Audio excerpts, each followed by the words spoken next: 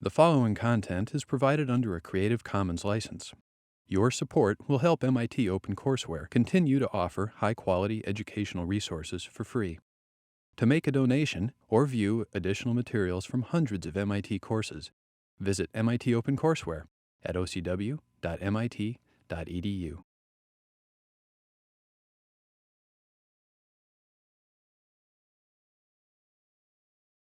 Let me tell you what I've handed out to you. My argument is that race is the significant factor in the urban history of South Africa. I will justify that at the beginning of my talk. Secondly, the form of Johannesburg from 1876 onwards can be judged in terms of the location of black people and attitudes towards black people. Essentially, apartheid as a philosophy regarded cities as violently against their norm, which would keep black people in rural or semi-rural situations by tribe. There's an old colonial method of dealing with the population, and that's by keeping them in a tribal situation.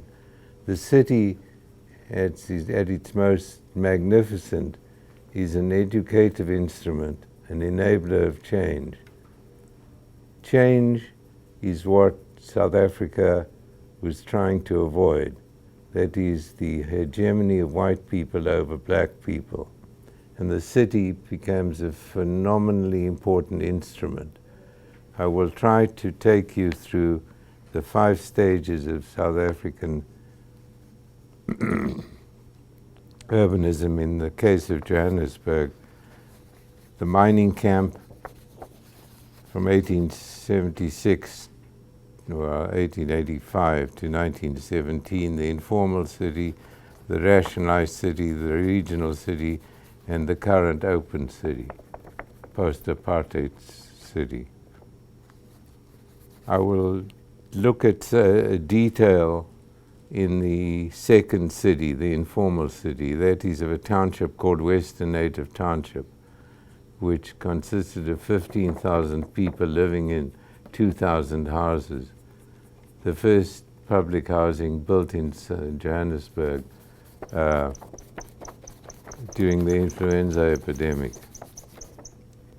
Every time public action takes place, spatially it's in a site which is considered to be either a dump, a site of some low value,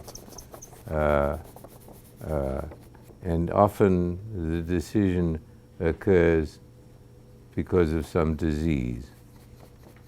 The first movement out of the mining camp in 1904 occurs because of the plague epidemic.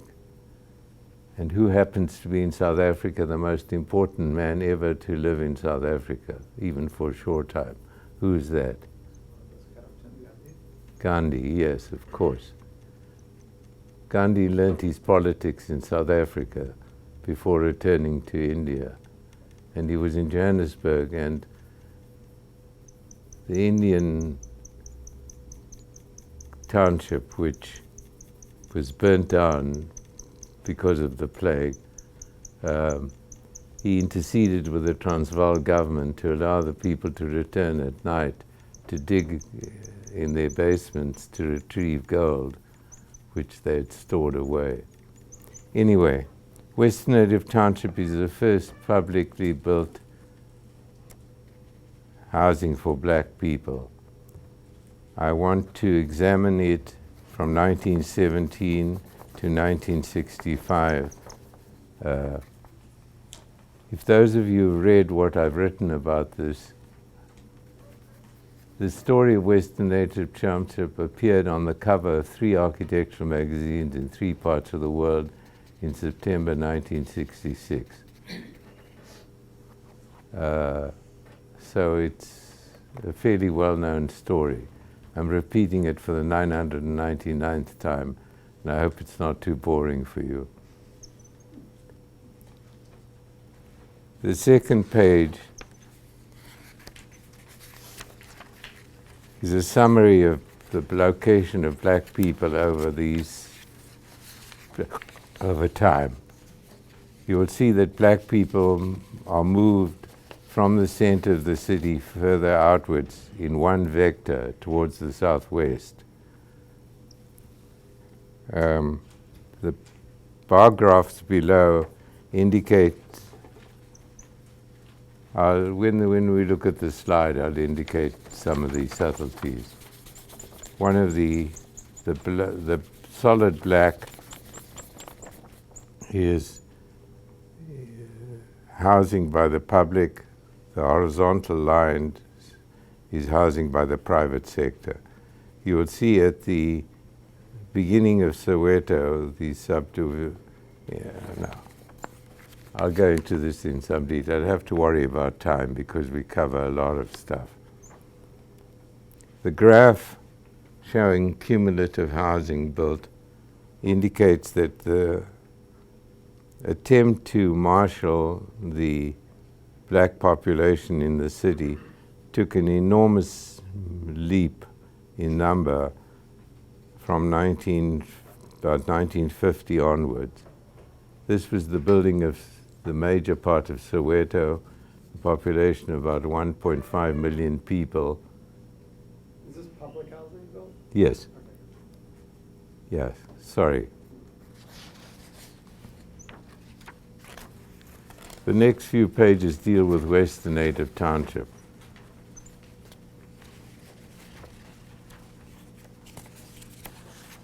These two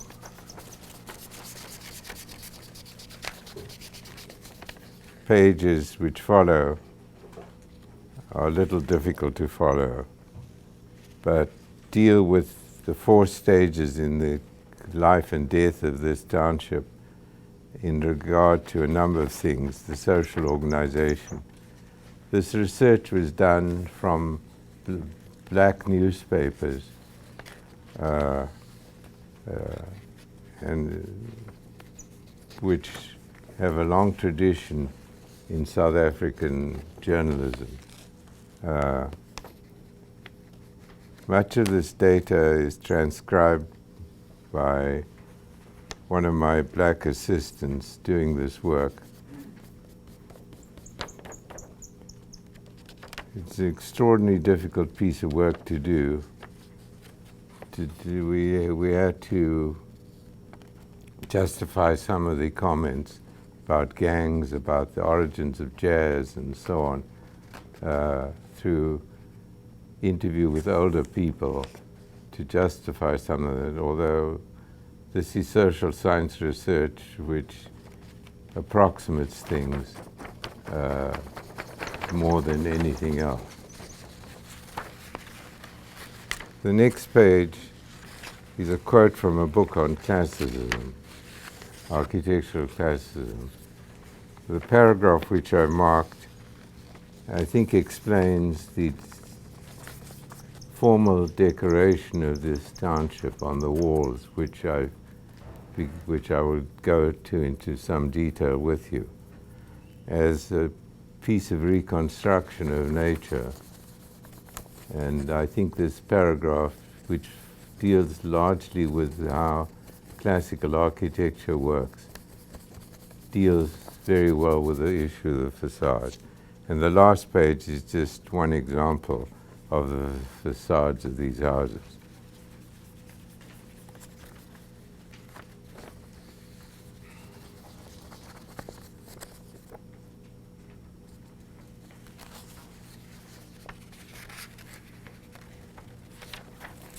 So to return to the beginning.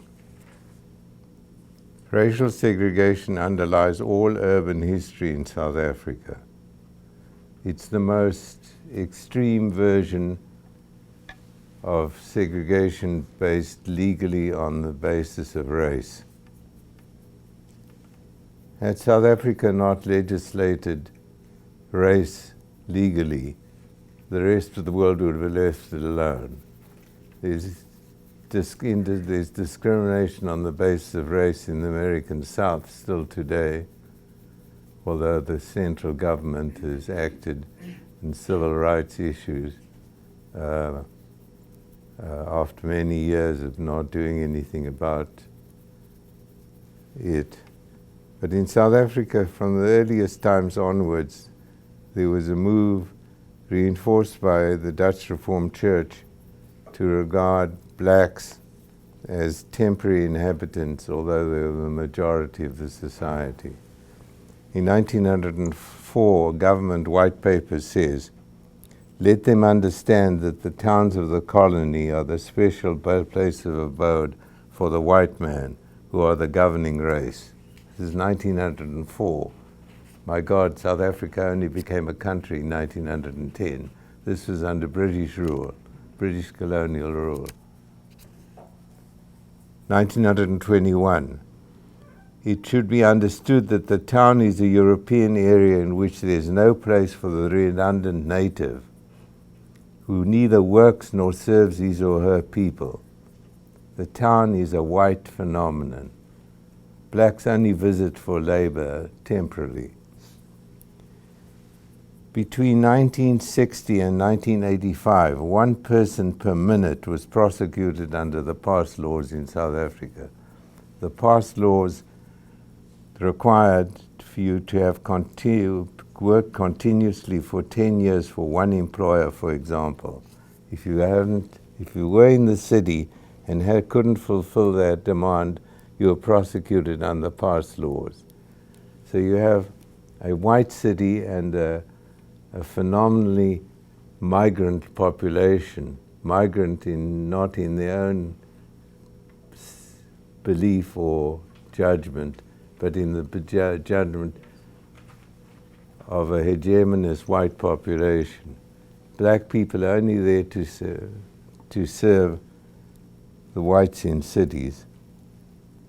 1921. 1976, Mr. M.C. Botha, the Minister of Bantu Administration. Again, the use of terminology is interesting. Blacks, Bantu is a linguistic group of languages. The Minister of Bantu Administration could either be the Minister of Black Administration, the Minister of Native Education, the Minister of African Education, and the Minister of Azanian Education is one of these independence group named South African blacks. The use of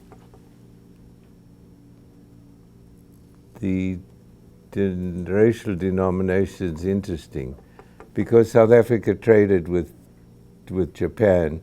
Japanese were considered white in South Africa. Chinese were considered black. Colored people, almost the misogynist group who are considered black, but in a special category. The whole idea is if you denominate the population by tribal group, whites are the superior race by number. They beat the number of Zulu people in South Africa. So if you keep on categorizing people as Zulu, Xhosa, Tswana, yes, Shangaan, whatever, Ndebele, and so on, you will break down the society into tribal groups in which the whites are the superior group. It's an incredibly interesting and awful phenomenon which comes out of this doctrine, whereby the doctrine is that the city is a polluting environment. It causes people to change. It educates people, and that's frightening because it educates people to move out of the hegemony of tribalism, where they live according to code of behavior, and move into the cities where they become industrial workers, join trade unions, and are open to political democracy. So the South African experience is fundamentally important for those of you who are interested in the details of policy in order to maintain whites, Migrant labor is a phenomenon all over the world. Abu Dhabi depends on migrant labor, so does Dubai. The relationship between Turkey and Germany has for a long time been a relationship of migrant labor. India has a phenomenal history of migrant labor still today, an interesting aspect of Indian urbanism. Mexico to the US, absolutely. I don't want to get into a discussion of the values or disvalues of migrant labor.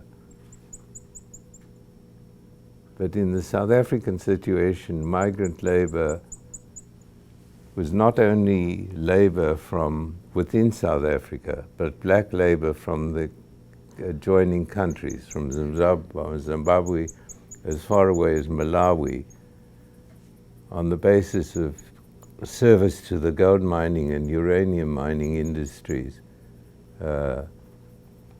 keeping people outside of the normal family situation, living in hostels, being paid money in order for them to export the money to their local poor origins.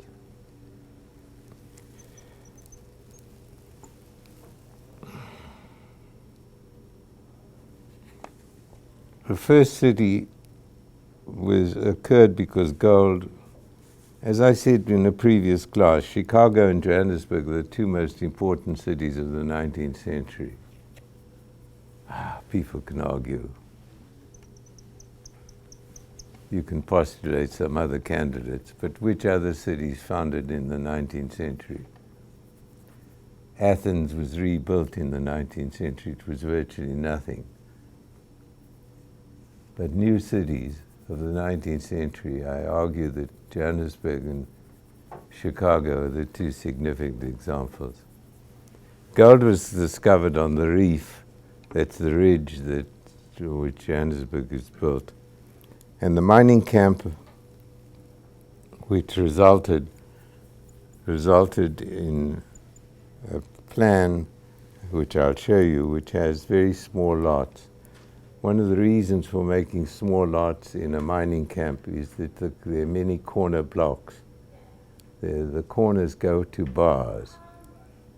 So you make small lots. Whenever you have to choose on lot size, the bigger the lot, the fewer corners there are.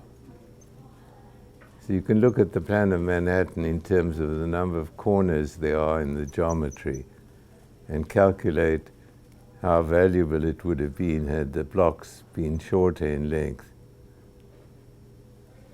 Leon Krier, whose work we'll discuss in a few weeks' time, argues in his plan for Barcelona, the subdivision of the Cerdà block of 1,000 into 3 times 300 or 4 times 250. Tel Aviv has very small blocks. There are enormous traffic problems caused by if the blocks are too small. Traffic conditions are bad enough in Manhattan, given the long length of the blocks, east-west. But we're not talking about Manhattan at the moment. Gold attracts people very quickly, and 10 years after Johannesburg's birth, there were 100,000 people in the city. 50% were black, Africans, Malays, coloreds, Indians, and Chinese. Each of these groups was located in what is called a location. A location is a British colonial term for locating people whom you consider to be workers. And generally they are black or colored in some form or other.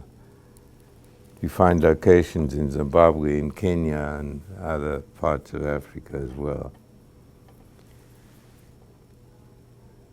This was a city of primitive feudal social relationship. There was a Bantu, there was a Kafir location. Again, remember, look at the terminology. Kafir is an Arab word which refers to bad people. Coolie, what does the word coolie in Indian mean? What does it mean? A worker. But it's a pejorative word. I grew up in South Africa and I remember buying fruit from the coolie store.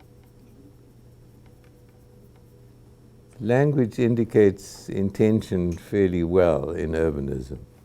One should be careful how we name things. Numbering streets by number has some implication.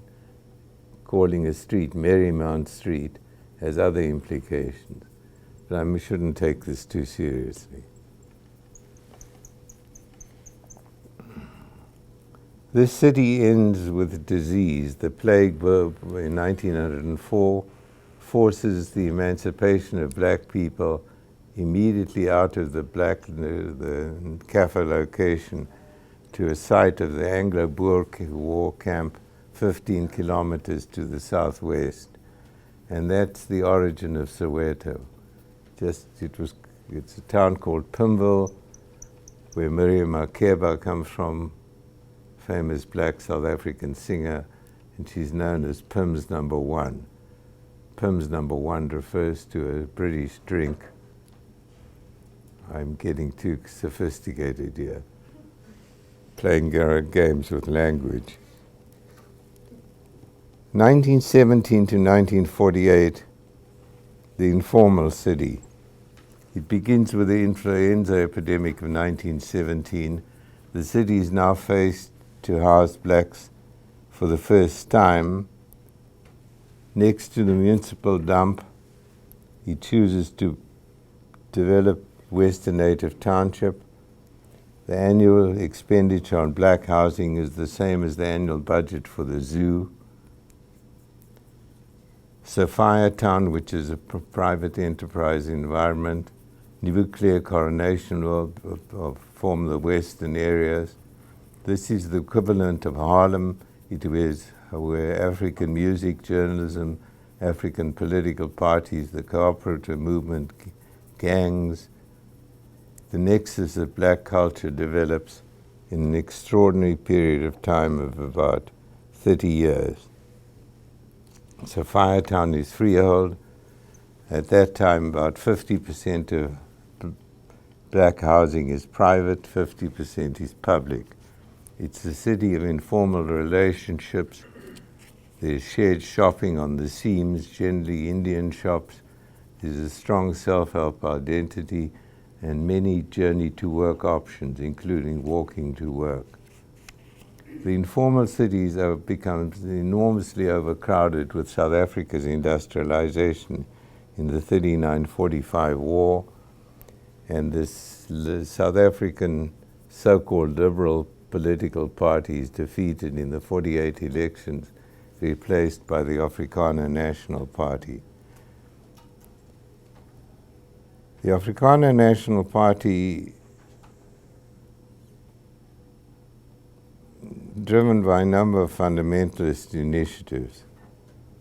The word swart gevaar, which is Afrikaans for black danger, is a term which is employed to threaten white South Africans that the blacks, who are the majority of the population, will destroy the white population and white civilization. White civilization is promoted through the South African whites produced bad German opera, whilst blacks were playing jazz based on American music and music which they understood politically.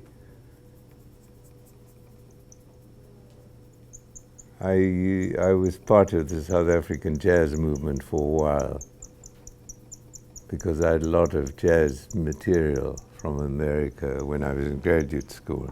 And it contrasts again the informal popular notion of music which in the South African case, in the South African black case, migrates from playing the penny whistle, which is a very primitive instrument, to the saxophone. South African jazz musicians played the alto saxophone more than they played the trumpet, again for reasons of choice, which based on the kind of musical vibrations that those instruments gave to them. The whites emulated badly classical Western German music. So you have in the Western areas the growth of informal movements. I regard the decoration system in Western Native Township, which we'll discuss in a few minutes, as a popular phenomenon, which people use to make, well, let's wait until we get there.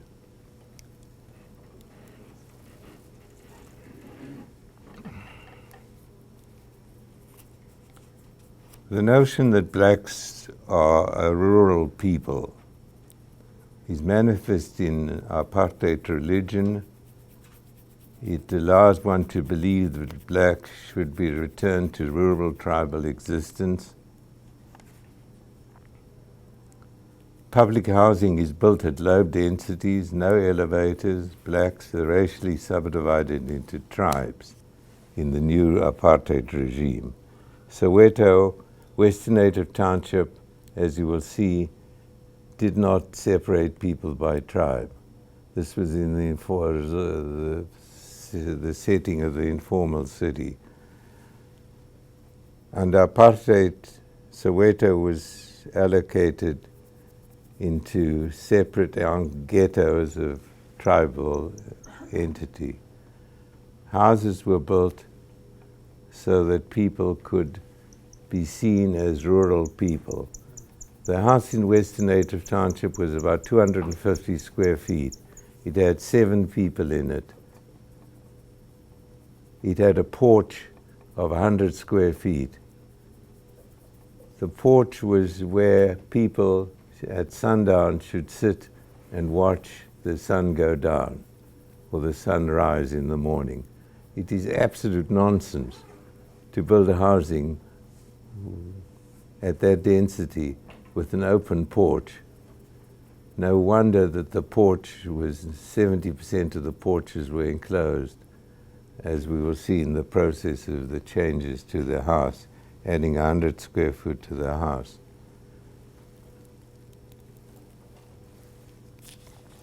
There are a couple of other pieces to the apartheid story. Between 1955 and 1960, 33,000 houses were built, twice as many as in the previous 37 years. The effort houses 250,000 people in 5 years. In the Johannesburg brochure, it talks about it being the biggest housing project in the world.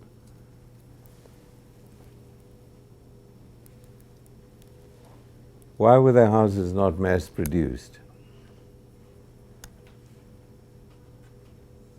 Why are their houses built of bricks and tin roofs? They would build them themselves? Not quite, but it has to do with labor. The Bantu Building Act eliminated black labor from the white building industry. Therefore, black labor could only build for black houses. In 1947, in Jabavu, building costs were 1 rand per square foot. It dropped to 60 cents per square foot during the apartheid era. No industrialized building, only laying bricks. The third city is a city of total isolation. In Soweto, a population of 1.5 million with few shops, hardly any entertainment. A journey to work costs 300% more than in the second city. Total reliance on the white central business district. In a study of the white central business district of Johannesburg, I was always puzzled by why some of the most expensive men's clothing stores were next to the railway station for blacks, and jazz records, the best record stores, were close by. If you have 1.5 million people whom you isolate, There's no apartheid in the selling of goods. There's only apartheid in where you live and where you go to school and what your relationship with between race.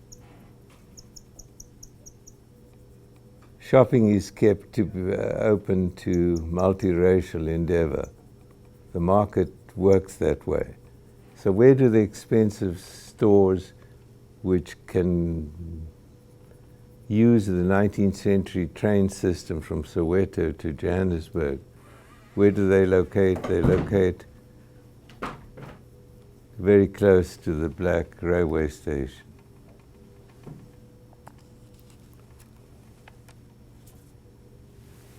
Very briefly, because we have to look at a lot of material. By 1970, the effort which produced Soweto could not be sustained. There was no more public housing built after 1970. A new urban regional pattern was conceived of. That is to create a set of tribal enclaves called Bantustans, mainly for the largest for the Zulu and Xhosa in the Eastern Cape Province, the Zulu in Natal, the Tswana in the Orange Free State and Transvaal provinces.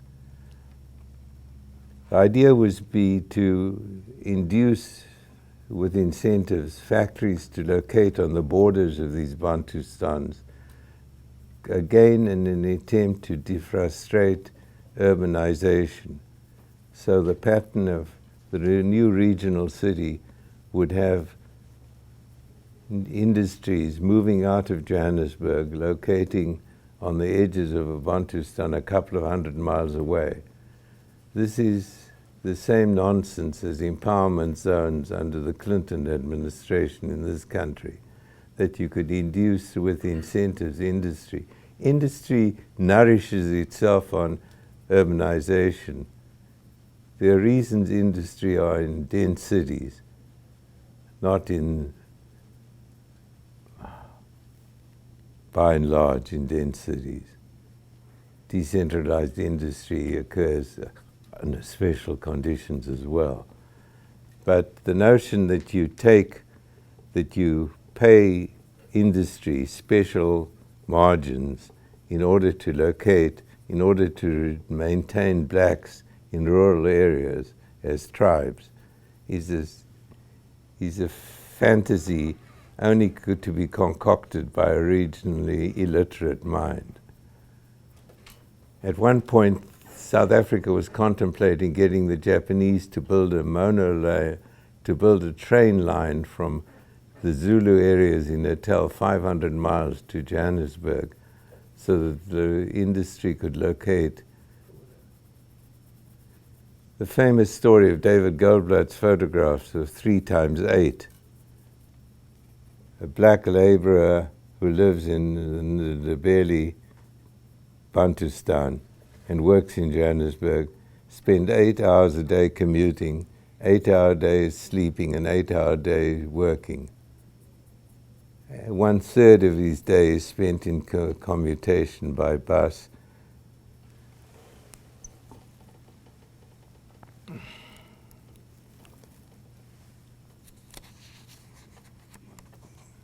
Of course, the system blew up.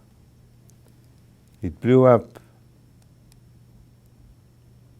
for a number of reasons. It blew up because there were some important figures involved.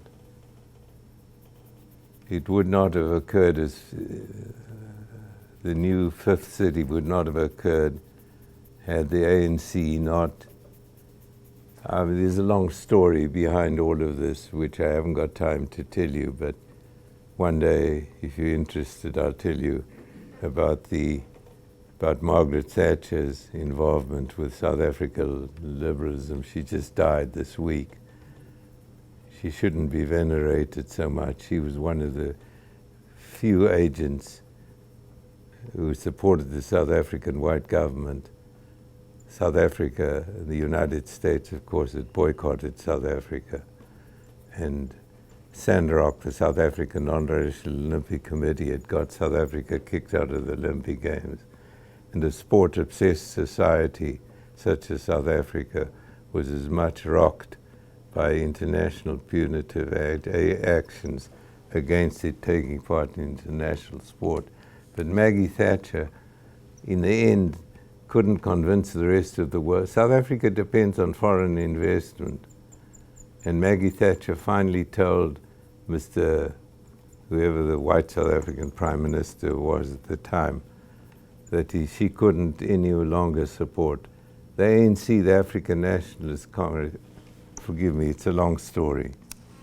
Let's say South Africa changed, and let's look at Western Native Township, because we can learn something from the environment of housing by looking in detail at housing.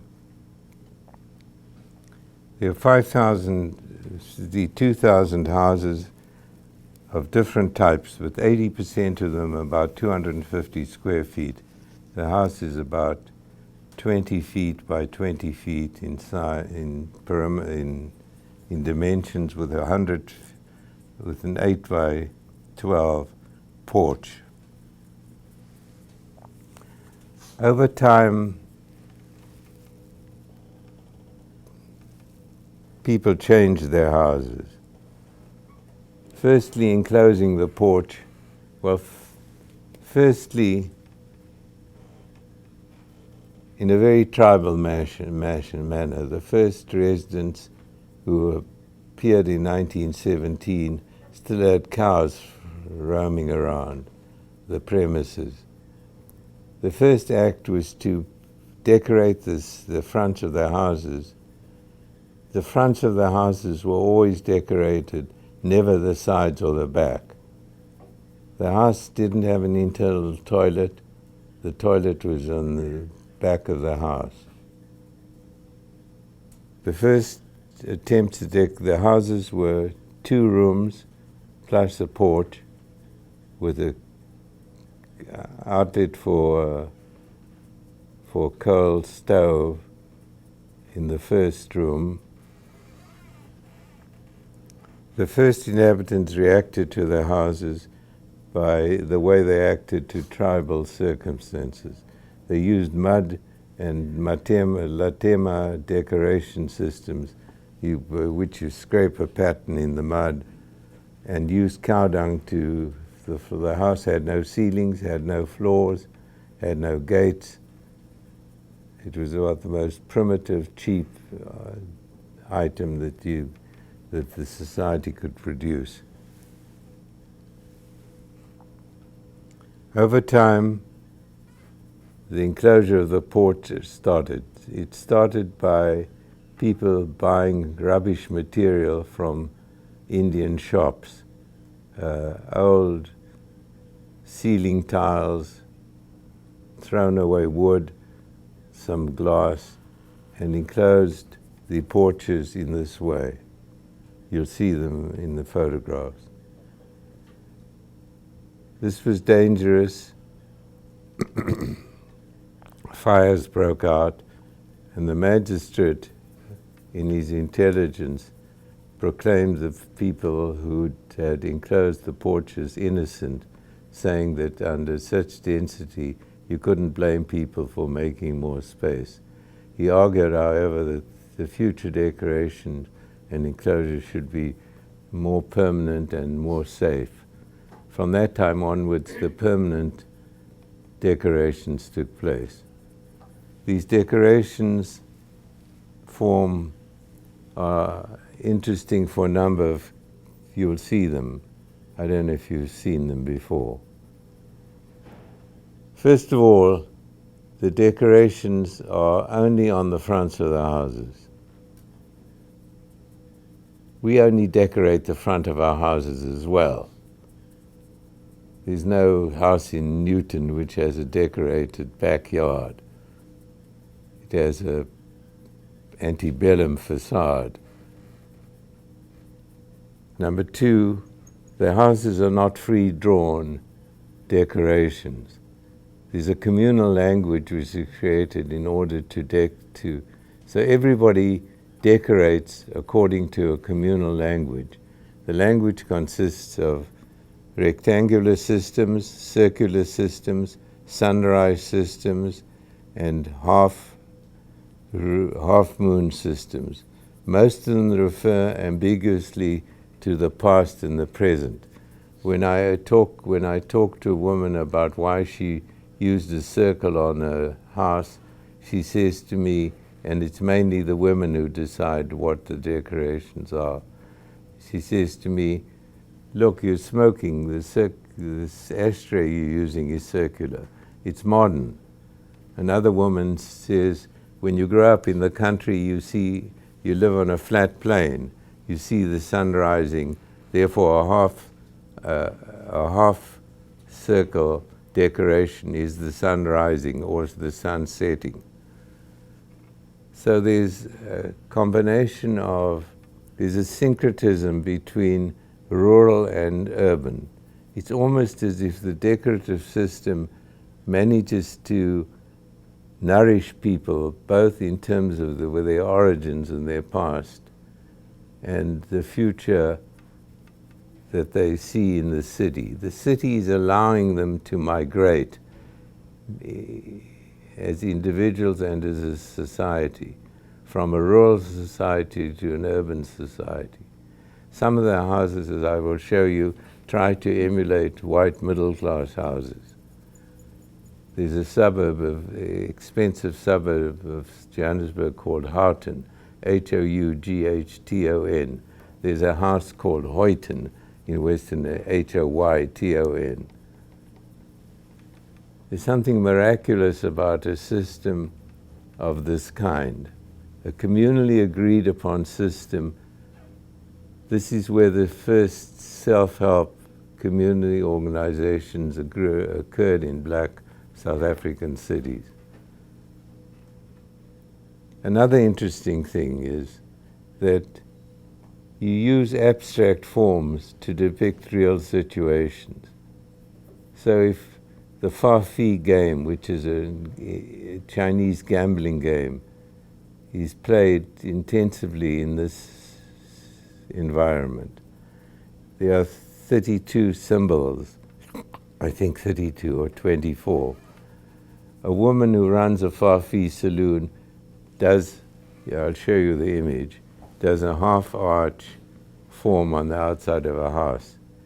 She says if you look at it carefully, she says to me, you will see it's a horse. A horse was my lucky symbol. It doesn't look like a horse at all. The communist chairman of the first ANC Transvaal group puts a circle on his house with a serrated edge to the circle. When you ask him why he uses this, he says that's a Stalinist image. It promotes industry. There's a whole set, I will show you two of them, of decorations which are based on the rectangular family, which become blades. Why blades? Because razor blades are people were killed regularly in this township. There was a lot of violence, a lot of gang warfare. So blades become another form. But a blade, what is a razor blade made of? It's made of 3 circles, a primitive razor blade, 3 circles and a rectangular outline.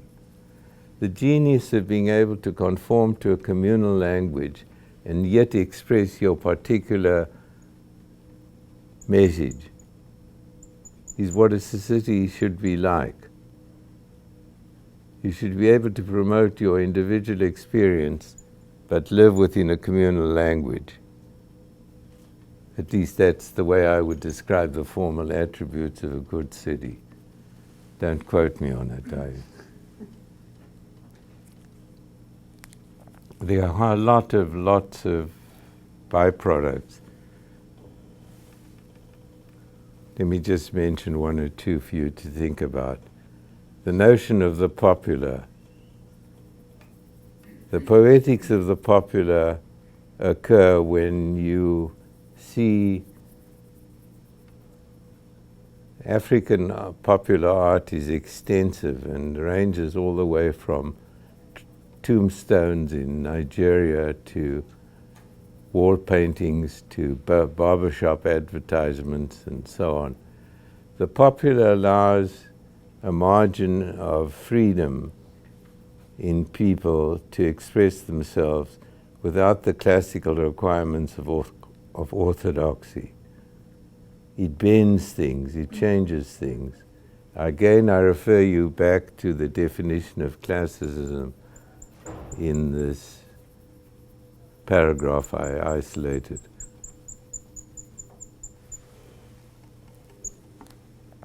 Just before we look at the slide images, let me see if I want to focus your attention on anything else.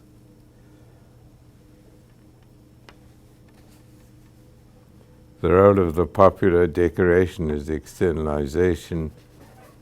The idea of the gaze, the idea of the house looking out on the street.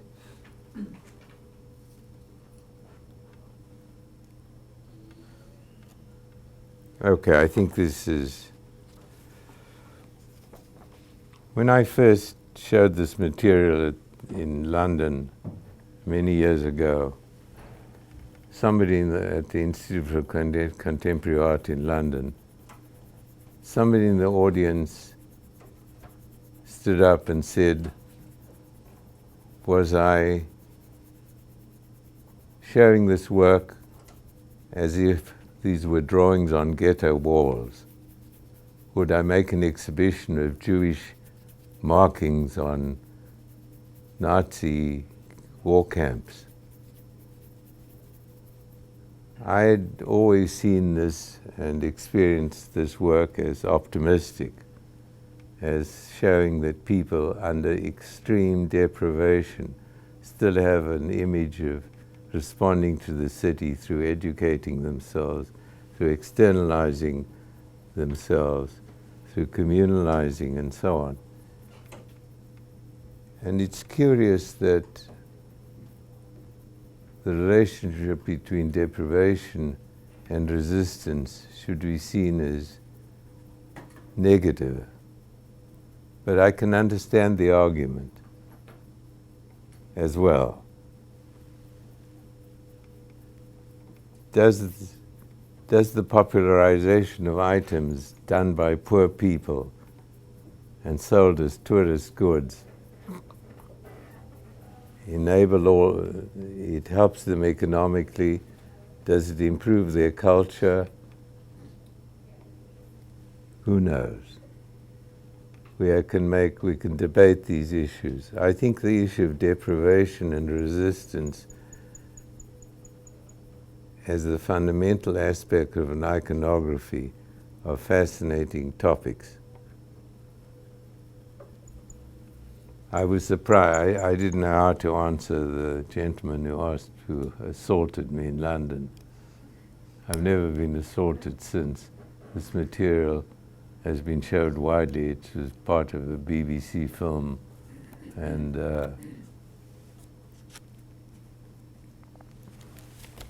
let's look at this stuff. I think the marginal quality of things in an urban environment is the grease which allows people often to engage marginally in an activity.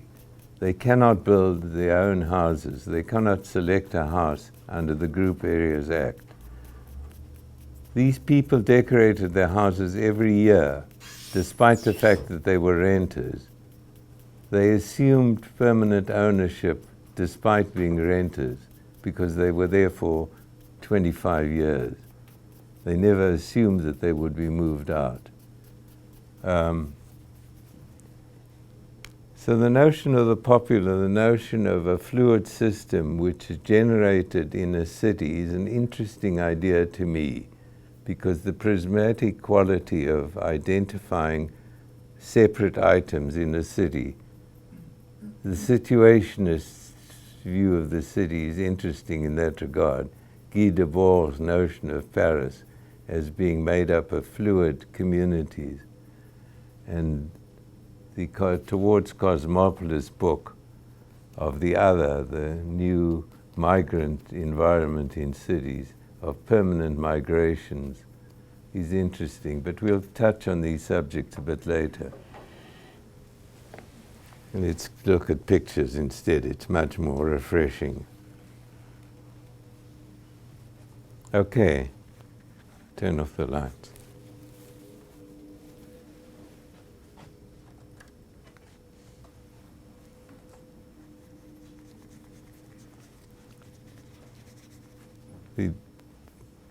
The analysis on the right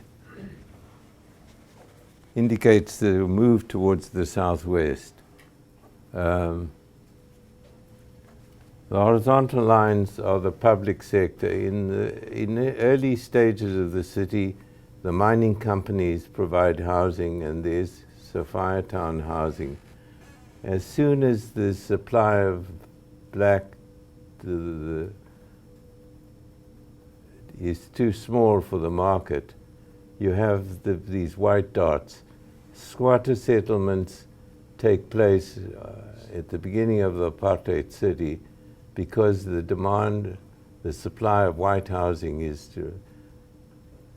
and soon the white housing is completely, at least the market housing is completely eliminated, and Soweto, which is these two black volumes, creates a second city. Next. This is the mining camp. There's the Kaffa location. There's no embarrassment about using the word Kaffa. Next to the Coolie location. The Coolie location is where the plague broke out and Gandhi intervened.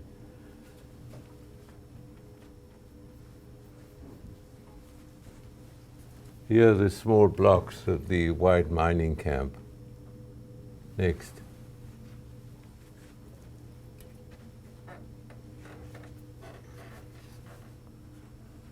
The third city, Soweto, an engineer's madness.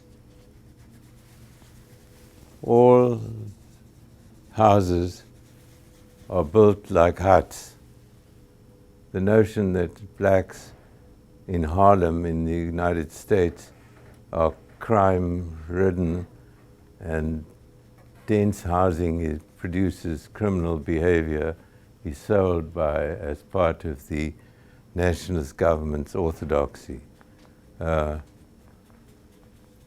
can see the only public space are large tracts of green space with a few isolated. There's no central business area. There are few schools. It's whatever it looks like, it is. Next.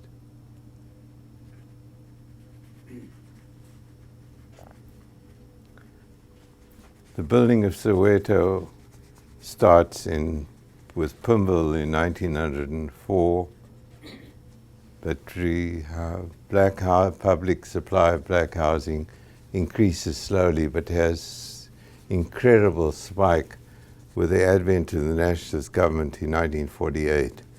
So from this point onwards, the whole governmental apparatus, both at the national and at the city level, is oriented towards the application of the Group Areas Act, the passed laws.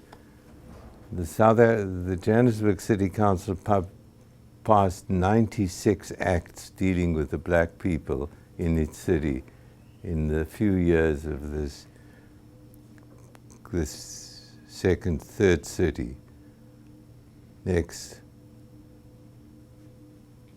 The tallest building in Africa, 52 floors, one of the tallest concrete buildings in the world, designed by S. Skidmore and Merrill, with separate toilets for whites and blacks.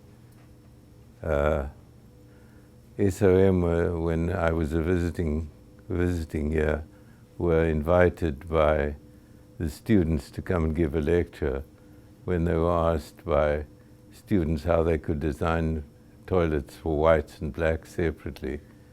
They were embarrassed and said, well, you know, you have to work where you...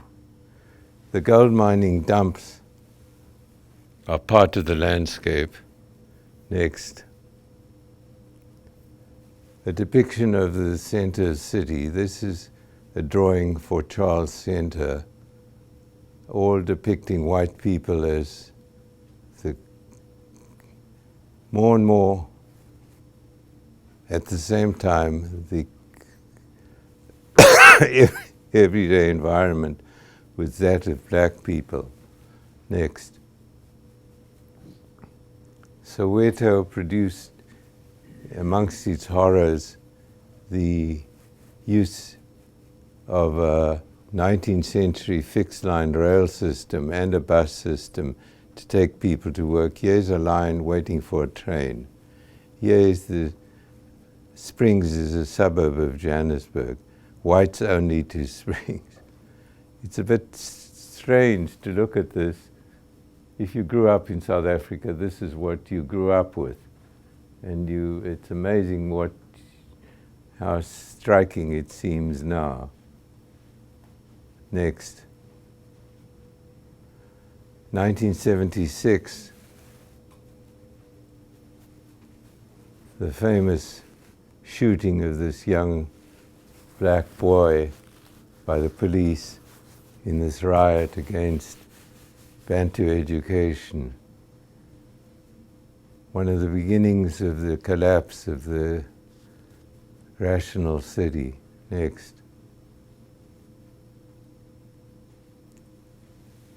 I just put in this diagram of somebody's approximation of the apartheid city and sector theory of Homo Hoyt, which we referred to a couple of months ago in this class. The sector theory of Hoyt referred to the American city segregating itself out in terms of sectors. Sectors moving north, in the case of Johannesburg, in the opposite direction as blacks. Blacks in industry always are in the south or the southwest. Whites always are in the north, moving northwards. Next. These areas here, this is the Ciskei and the Transkei, and this is the Ciskei and the Transkei, and Zululand and Botswana, and these are the Bantustans. Here is the notion of treating a rural population as rural, maintaining their rurality, but arguing that industry should locate on the perimeter using this local population. This uses strange terms, deconcentration points. What's a deconcentration point? In industrial development and deconcentration points in national states. I mean, this is like Nazi language. I mean, you know, in planning language. Excuse me for getting a little sentimental about all of this. Next. Western Native Township. 2,000 houses, different types of houses, but largely 250 square feet. I'll just point out to a couple of other things. These black lines running horizontally are what a community spontaneously does if the block size is too large. The house becomes a passageway. There are rituals. You knock on the door, you pass through and you say hello to the woman of the house and you walk out to the back of the house. There are a number of communal institutions. There are shebeens, which are illegal drinking. Alcohol is barred to black people in South under apartheid. You could only drink cafe beer, which was sold by the government to get great profit. A Stokvels is an ongoing party. There are all of these self-help institutions which are part of the popular culture of a place of this kind. Next. Here is the house as provided to the people. Next.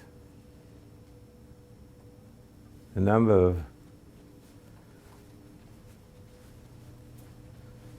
types of house. It's a bit wrong. Almost 80% of the houses were type B without the additional dotted area at the top.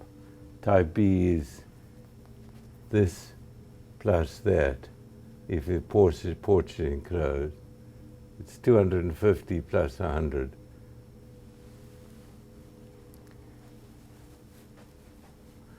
This is a analysis of the walls of the house. These solid black indicates that the walls are that the porch is enclosed and decorated. The hollow circles are where the porch is enclosed but not decorated. The empty lots are where nothing has happened. You can see the intensity of decoration is larger in this area of the township, close to the outside and entrance to the area, and also because some of the prominent families lived in this area. Next. That's just what I was trying to explain. This is the density of decoration, and this is the breakdown of facing streets in terms of tribe. I think yellow is Tswana, blue is Zulu, and 3 is Shangaan, and 4 I think is Xhosa, 5 is Ndebele, and so on.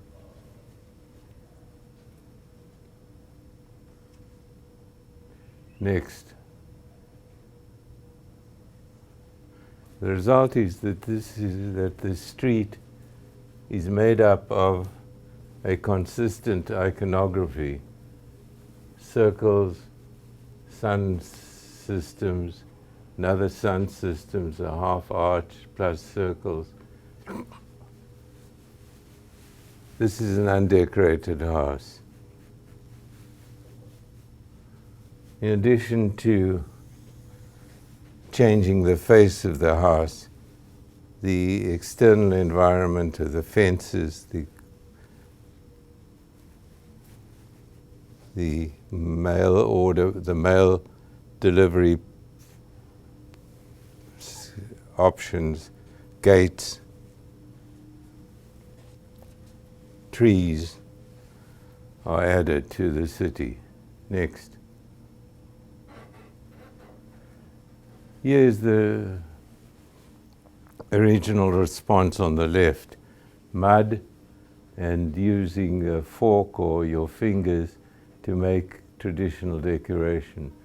On the second is the second attempt to enclose the porch using throwaway material. Next. You can see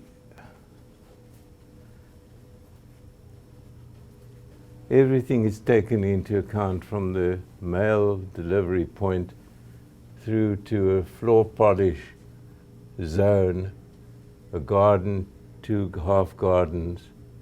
The porch is not enclosed in this case, but is made into an outdoor room.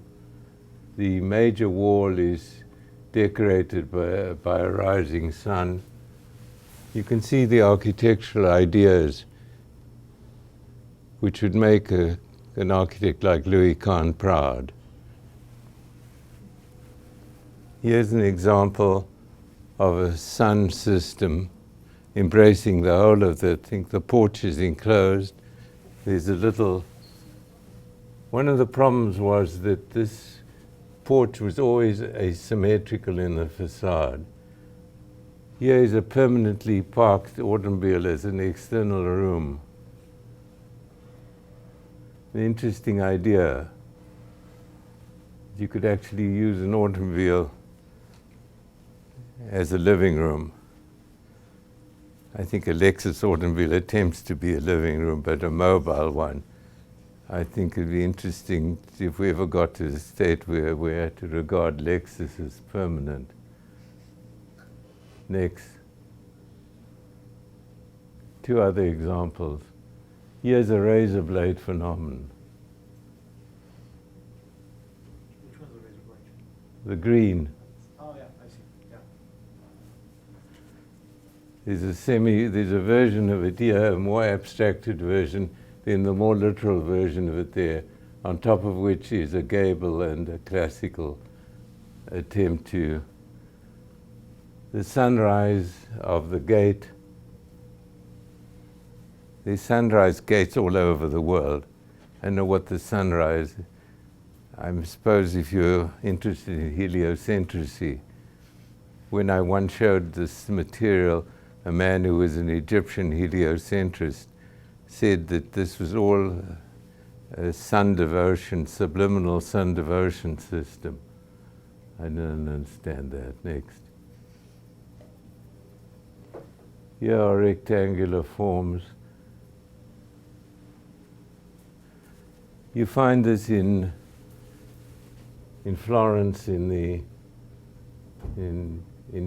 decorative wooden wall systems. The whole idea in heliocentricity is that this is a skin which is pinned down in the four corners, allowing these quarter circle setbacks. The architectural problem was often dealing with the asymmetry between the two sides. Next. Here, the large form of the facade is reproduced in the mailboxes. On the other side is a combination of the rectangular system with a circular system. Next. Difference in material. This is all cheap concrete. The two circles. Next.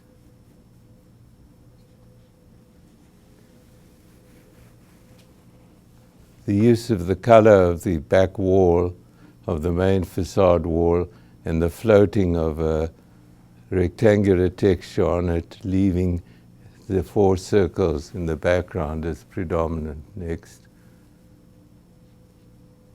Here's the razor blade. 3 circles, 4 empty circles, and a rectangle constitutes a razor blade. On the right-hand side is another version of the razor blade. We saw it in the drawing. Next. The Fafi saloon lady elephant on the, or horse I think it is, on the right, and the communist industrial rota of the ANC leader on the right. There are some colors that keep repeating themselves, like this light blue, Yeah, kind of pistachio even, and this light terracotta. yeah. Is there a preference in color that? Yeah, no, not that I can answer. The trouble was that during the period that we studied this community, I got to know this community through the jazz movement by taking black musicians home at night. And one night the light shone on these walls and I said, my God, something strange is happening here. I've never been here. Whites don't go to black townships, and not at that time in South Africa's history. It was too dangerous. So by the time I got involved in this, was in protests which was starting against the removal of blacks from Soweto town. So the demolition of Soweto caused enormous black anger, and I was one of the people who was there as a supposedly urbanist.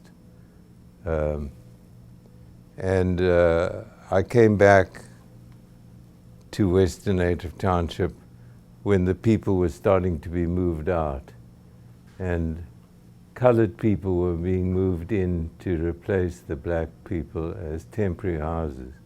Some of these some of the color system is overpainted by colored people on top of the black people. I have no record of what this thing looked like 10 years before. Nobody has. This is the only record of that exists. So I would have to guess.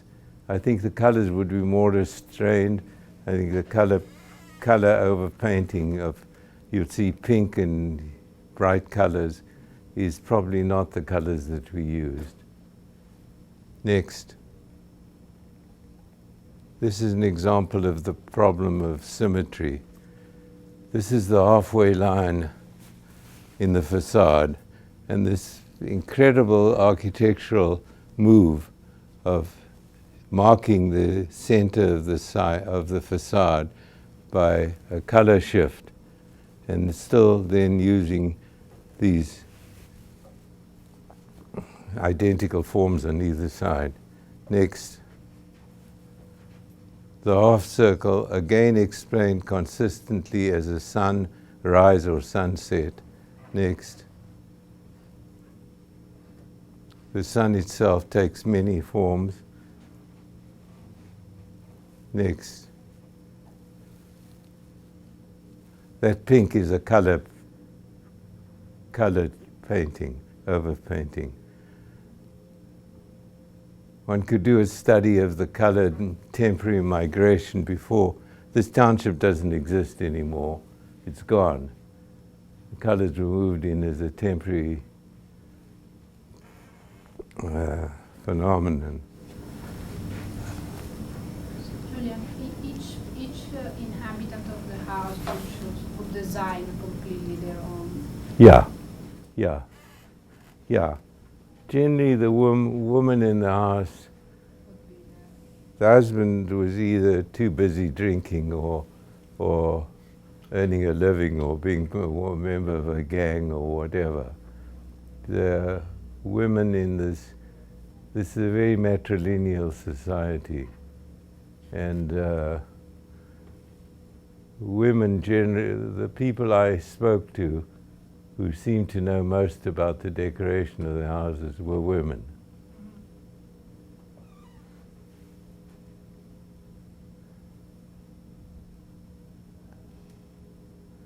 And often, if I asked, why did you choose the sun system? The answer would be, the sun represents hope. Or where I grew up in the country, I saw the sunrise every morning. You know, what do you expect people to say? If I had to ask you why you have a painting in your house, you say, I like Piero della Francesca, or I prefer Uccello, or I happen to have a Picasso because my mother gave it to me when I was a child. Does somebody say, give you analysis of Picasso's painting?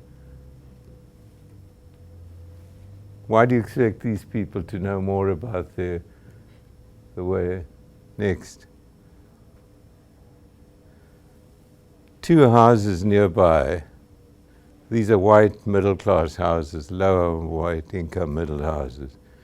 They're often referred to as models for these people to look at as a symbol of improvement. Next. Whereas they come from an environment in their own countryside, this in the Ndebele decoration on the left, and Zulu decoration on the right. Could you just turn on the light at the back? The last one is a book of all this research. Sorry? The last slide was a book of this research. No, it was published. It's been published extensively. I never wrote a book because I'm too lazy to write books. I write long articles instead of books.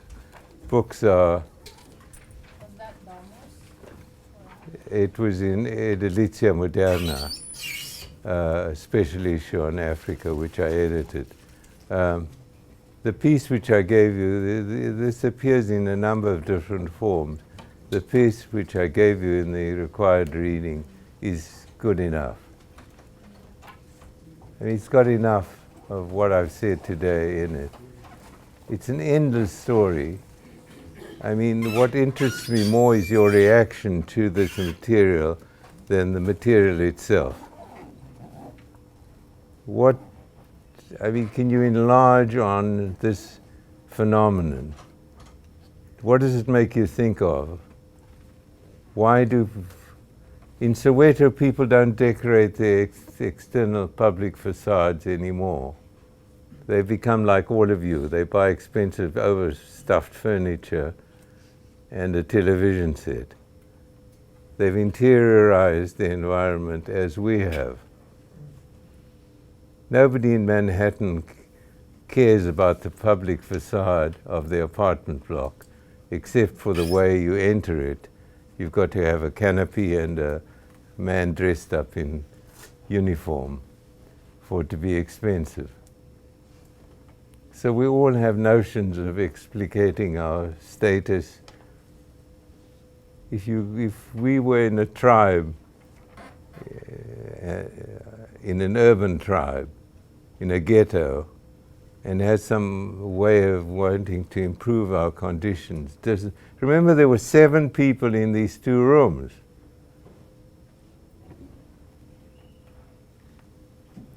Sometimes there were additional items as well of space, but 80% of the houses had about 2 rooms. I think it's a very positive, enlarging phenomenon that people have the capacity. We regard children as having the capacity to demonstrate something unique when they do drawings. That capacity is lost as we become adults. You could say these people are naive. They are primitive. They still have the courage or whatever it is to do something naive in front of their house. To them it wasn't naive. But it raises the issue of the popular in the urban phenomenon. And it's, I think, an extraordinary, interesting and important concept. Why this received such publicity when it was published and I was giving lectures all over the place was because people like John Turner here at MIT, John Abraken in Holland before he came to MIT, were talking about changeable structures. John Abraken's book Supports says that that indwelling is a creative phenomenon, that we only need to build supports for people who can finish products themselves. Individuation, expression of individual identity, all of these meaningful items in urbanism are what this raises for me. This is South Africa is an extreme case. If this were a class in pathology, it would be like showing a case of an dying cancer patient. You look at the extreme, there's no more public doctrine of racialism as in South Africa. And this is the response. This is one of the responses. Hundreds of thousands of people died in that regime as well. But